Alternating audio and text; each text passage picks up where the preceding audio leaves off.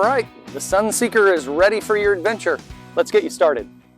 When you get to your site, you want to make sure that the site is level, but if you need to level the rig, there are leveling blocks in the back. All right, found in the middle compartment here are the leveling blocks if you need them. We've got dark gray ones or yellow ones for the front. Let me show you how to hook them up.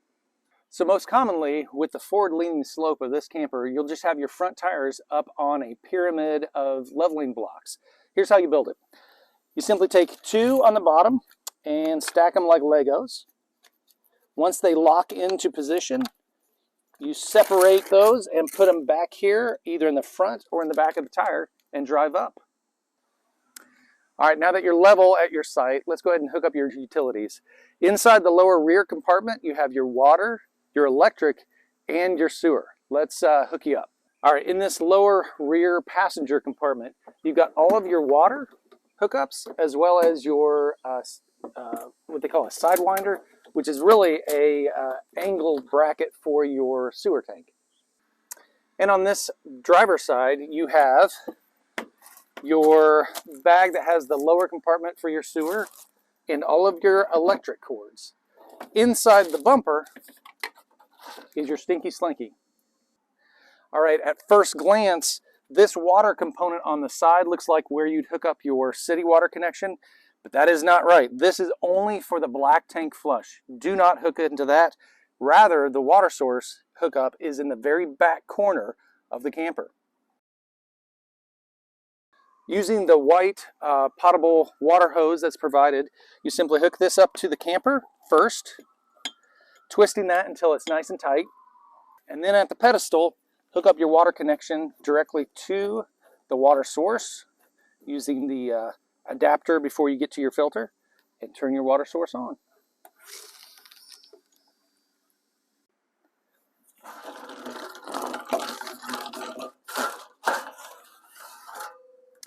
All right, to hook up the Stinky Slinky, you notice we have a black and a gray. The black is just toilet water. The gray valve is your sink and shower. You want to make sure that they're both closed before you open this. Otherwise, you might have a surprise. And then you can take the end of your Stinky Slinky and it will attach directly to the edges, the clips. Once you're attached, then you can set up your sloping sidewinder to direct it towards the sewer.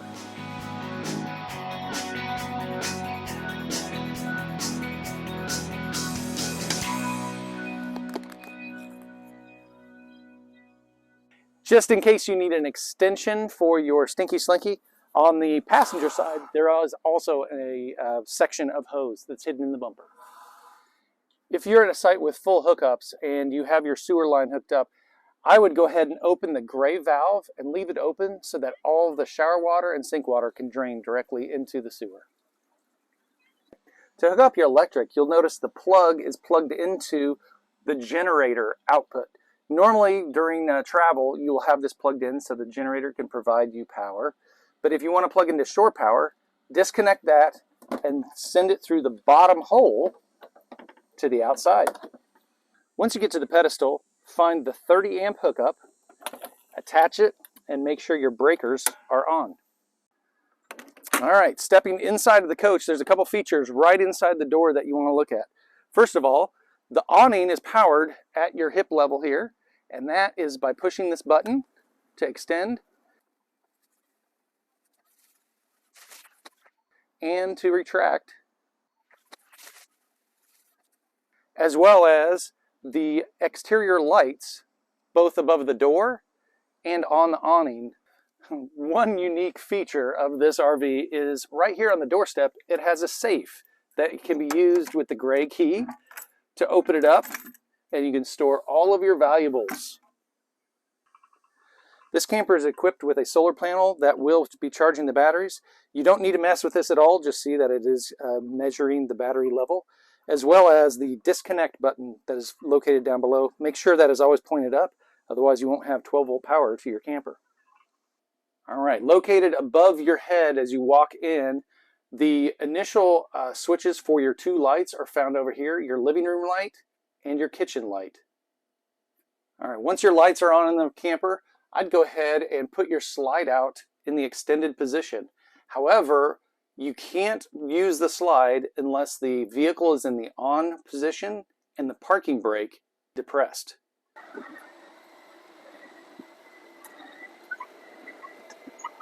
So the rest of the control convenience center shows that you can have either electric or gas water heater. You can turn on your water pump, or if it's cold climates, you can turn on your Arctic heating, which basically keeps your water tanks from freezing. Checking the levels of your tanks is convenient. You've got your full, 2/3, 1/3, and empty, and you simply press your gray tank, your black tank, your freshwater, or even your battery and auxiliary can be found on here. Finally, starting the generator, you hold the down button until it is primed and a red light comes on, and then you hold the start button until it fires up. The exterior door handle can be confusing. That's why I put a piece of bright tape here. This is the part you pull towards you, not pushing down on this. This is just the screen door. To get out, pull forward. All right, to provide some privacy around the front cab windows, go into the drawer that's at the front and pull out the outside cover. Take this outside, unfurl, wrap it around the mirrors. You can even hold it down with the windshield wipers. Also, right above the dinette, you also have a privacy curtain if you don't want to put up the other outside cover. This is put up by attaching the Velcro tabs along the inside of the driver compartment. All right, let's talk about the overcab sleeping. Simply pull the first pad forward till it locks into place. The ladder is located over here by the door. You can pull that out, hook here, and then this is a full-size bed or a queen-size sheet, so it would actually work on this lower compartment. You can either have this down while you're driving, or you can slide it back if you want driver access to the rest of the cab. In the upper cab, inside these padded compartments are power and drink holders, as well as all the lighting can be turned on and off by pushing the center button in the light. If you need some additional sleeping, both the dinette and the couch fold into beds. For the dinette, simply unscrew the tabletop from the aluminum pole, put the pole on the floor, put the tabletop on the ledge, and cover the area with the pads. To fold the couch into the bed, you simply pull up on the metal bar that's on the bottom,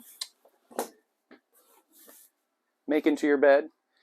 When you put it back up, put a little bit of hip into it and pull from the back of the front cushion.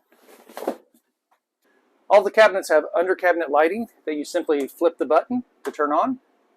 To move the refrigerator out of travel mode, you simply move this to the side and you have access to an 8 cubic foot refrigerator and freezer. This is a 12-volt refrigerator that won't have to be turned on and off while you travel. Let's talk about the cooktop. The glass cover can be folded back, and to click on, you have to turn on your gas one way or the other, and then twist this until you get it to light. If you're plugged into shore power or running the generator, the microwave will work. This is a convection microwave. It does pull a lot of power, so if you're running the AC and the microwave during the generator run, it might pop the fuse in the generator. All right, underneath the refrigerator, there's a drawer that has some cooking ware. So notice it has some boiling pots and then some griddles or fry pans. Please do not stack these on top of each other because as it rattles down the road, it will rub off the non-stick coating. In the upper cabinets, you have a lot of storage for plates, bowls, cups, and utensils, as well as drawers that have multiple storage of items you might need for camping. There's also pantry storage, as well as storage for all of your bedding. One unique feature of this camper I added was a trash can that slides out from underneath the sink. The storage compartment is accessible from the inside and the outside. To start your TV, grab the remote from the storage area next to the couch. Pressing the power, you'll see it does turn on even when you're not plugged into shore power because it is a 12-volt TV and it will naturally pick up the local stations. If you're in an area that does receive Dish Network, you can use the Wally system when you're stationary. To turn on the Wally system, press the button at the top of the control panel and give a few minutes to watch the Dish Network system set up into an area where it will find the local satellites to give you additional viewing. You may need to use the Dish Network remote. Be sure to power everything down before you leave. The kitchen faucet does come with a pull-down sprayer, as well as normally dish soap and a drying rack for all of your needs.